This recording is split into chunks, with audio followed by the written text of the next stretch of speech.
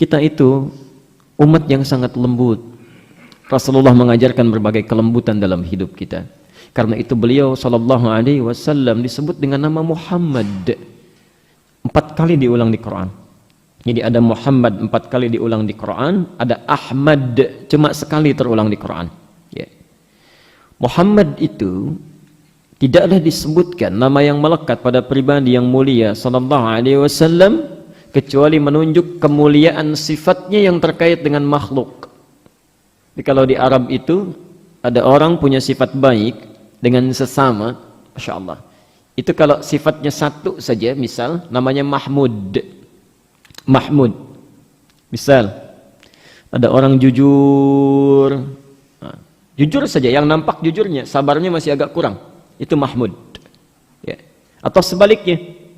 Bukan hanya pada manusia, mungkin juga pada hewan baik, ya. Itu Mahmud.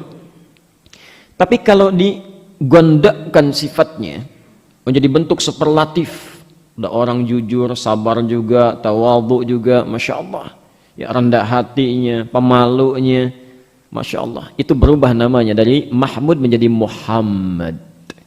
Beliau sallallahu alaihi wasallam diberi nama dengan Muhammad seakan-akan ingin melukiskan kesan kepada kita. Ini pribadi yang sangat komplit kebaikannya dengan makhluk.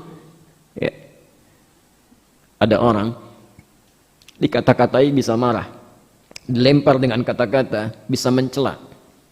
Ini Masya Allah, pribadi yang sangat mulia, dilempar dengan batu sampai berdarah-darah, sampai malaikat turun, Jibril turun di Taif ketika beliau sallallahu alaihi wasallam dilempari, ya, dilindungi oleh Zaid bin Harithah sampai mengucurkan darah, istirahat di bawah naungan satu pohon. Datang Jibril menawarkan, ya Rasulullah, angkat tanganmu.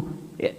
Jibril sahabatnya Rasulullah, tidak mau melihat Nabi dalam keadaan yang terhina seperti itu, tersiksa, keluar darahnya, dilempari oleh orang. Masya Allah, kata Jibril, angkat tangan memohonkan pada Allah, seketika saya balikkan bumi Taif, ya, untuk menghimpit mereka.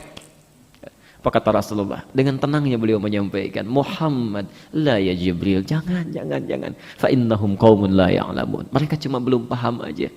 Gak usah, ya, gak usah. Besok pasti mengerti. Allah, Rasulullah, itulah Muhammad. Ya. Jangankan pada manusia, pada hewan masih sayang juga. Masya Allah, idza dzabhtum fa ahsinudz dzibha. Kata Nabi, kalau kalian akan menyembelih, jangan seperti orang-orang yang sembarangan menyembelihnya. Sayangi hewannya, baguskan sembelihan kalian.